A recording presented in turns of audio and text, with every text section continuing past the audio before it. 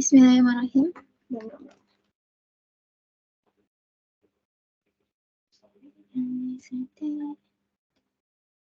Bismillahirrahmanirrahim. Assalamualaikum warahmatullahi wabarakatuh. Saya Alifah Tahira dari kelompok 1 akan mempresentasikan tentang analisis fenomena hubungan romantis virtual antar pengguna akun pseudonym. Pendahuluan. Media sosial adalah karya besar dari perkembangan teknologi saat ini.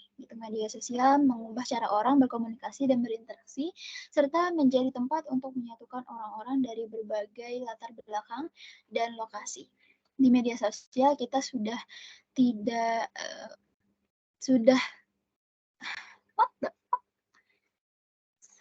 familiar aja lah.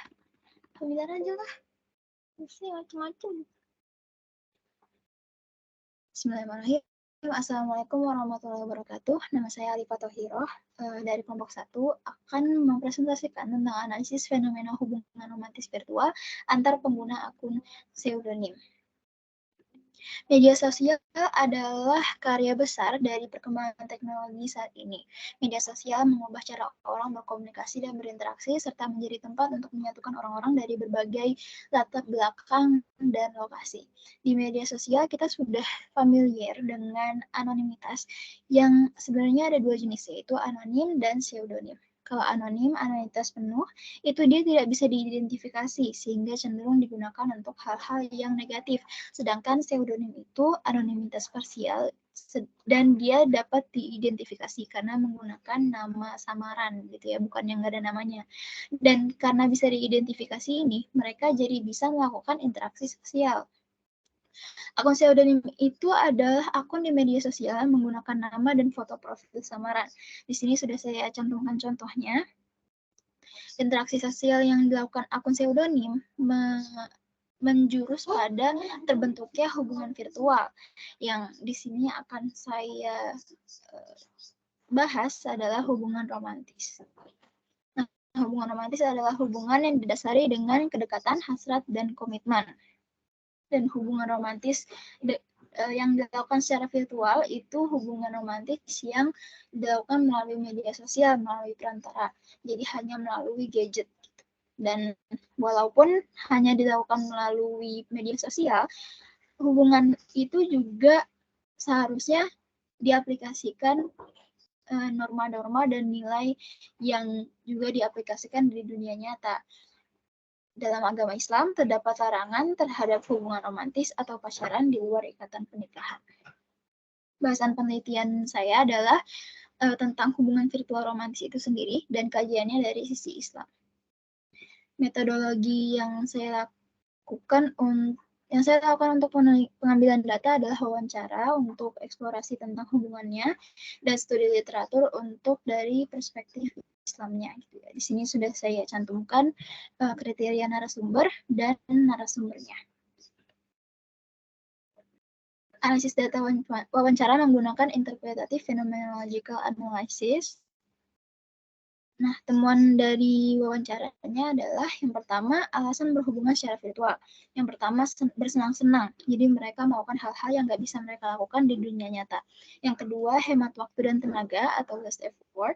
Yang ketiga, minimalisir sosialisasi di dunia nyata. Karena ada beberapa dari narasumber yang sulit untuk bersosialisasi di dunia nyata sehingga lebih prefer untuk berhubungan secara virtual. Nah, di sini ada kutipan dari narasumber T. Dia bilang bahwa pacaran virtual itu membantu saya karena saya nggak perlu ketemu, nggak tahu jalan atau buang-buang waktu. Saya bisa misalnya sambil nugas atau sambil kelas, tapi tetap pacaran. Gitu ya. Selanjutnya, pandangan mengenai hubungan virtual. Pandangan mereka mengenai hubungan virtual itu bahwa hubungan ini bukan hubungan yang serius. Jadi mereka benar-benar nggak berharap hubungan ini bakal langgeng lama sampai pernikahan. Itu mereka nggak ada harapan ke sana. Benar-benar hanya hubungan jangka pendek. Dan yang kedua adalah membedakan hubungan virtual dan hubungan di dunia nyata. Mereka mengakui bahwa di hubungan virtual itu ada batasan yang nggak bisa mereka tembus kayak gitu. Jadi mereka nggak bisa memaksa untuk mengetahui identitas pasangannya juga, dan mereka itu membuat mereka sadar diri gitu ya, dalam tanda kutip, bahwa mereka nggak bisa meminta lebih ke pasangan mereka. Nah, di sini ada kutipan dari narasumber E, yaitu dia bilang bahwa dia nggak tahu gender pasangannya itu siapa apa gitu. Dan karena face claim karakter di foto profilnya itu cowok dan dia ngakunya cowok, jadi dia berpikir itu cowok gitu. Dia bilang cuma ya virtual, apa aja bisa dikarang. Dia tahu persis bahwa pasangannya itu bisa saja berbohong, tapi dia menerima gitu, nggak bermasalah dengan hal itu. Yang selanjutnya, dampak melakukan hubungan romantis secara virtual. Yang pertama, pasti mereka senang ketika berinteraksi dengan pacarnya gitu. Yang kedua, mereka memiliki keterlibatan emosional yang tinggi. Terus mereka juga tidak mengetahui secara menyeluruh akan identitas pasangan. Jadi cuma mengetahui gender, wajah, alamat, nomor HP gitu ya, tapi nggak tahu mereka di real life kayak gimana. Dan keterlibatan emosional yang tinggi serta pengetahuan yang nggak menyeluruh itu akhirnya berbuah pada kebutuhan komunikasi dengan frekuensi tinggi gitu kan. Jadi mereka butuh untuk keep in touch lebih sering dari pasangan di real life gitu, karena selain di media sosial mereka nggak tahu apa-apa tentang pasangannya. Mereka juga punya kecenderungan berpikir terlalu banyak gitu, overthinking, takut dan khawatir berlebihan. Karena kalau misalnya pacarnya offline, ya berarti seakan-akan nggak ada gitu. Lalu mereka juga berimajinasi tentang pasangan, memvisualisasikan pasangan sesuai keinginan.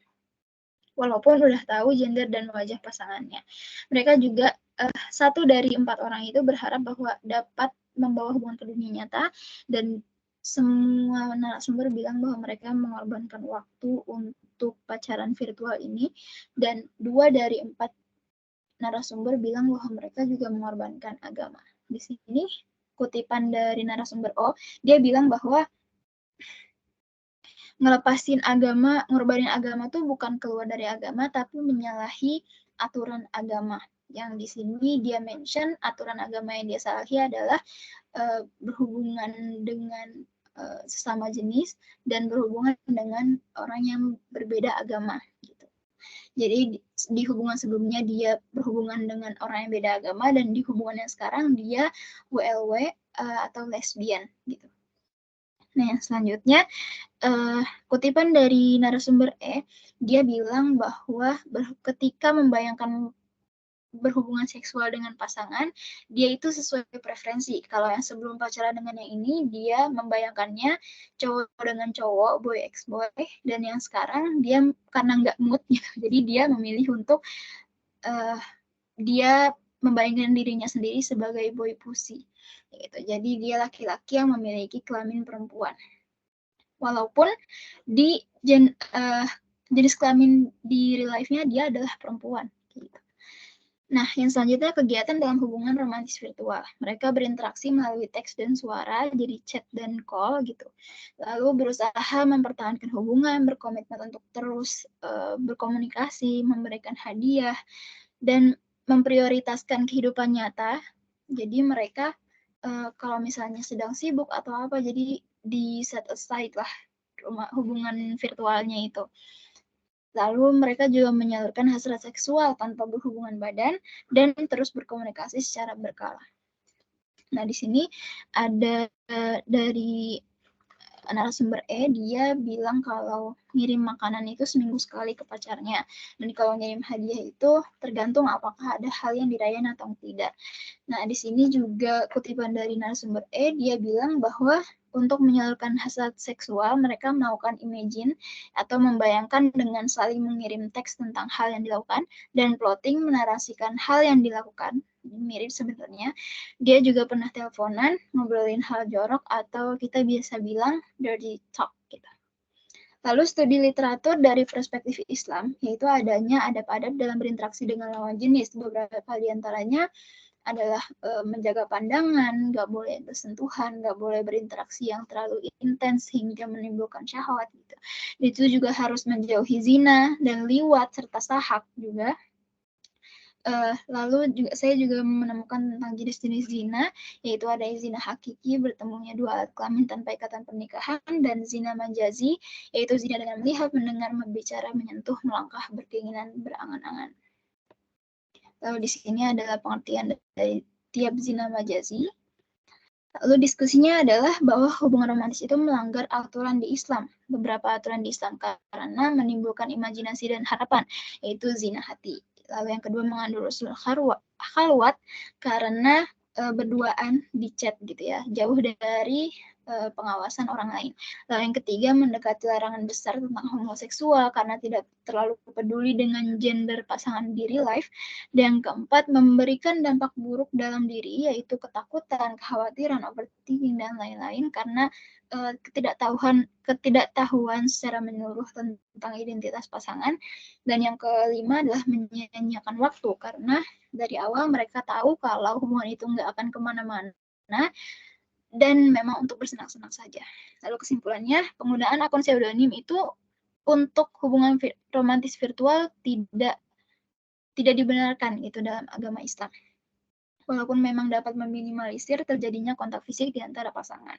Karena menjauhi zina itu bukan hanya tidak bertemu, tapi juga menjaga hati. Sekian dari saya. Wassalamualaikum warahmatullahi wabarakatuh.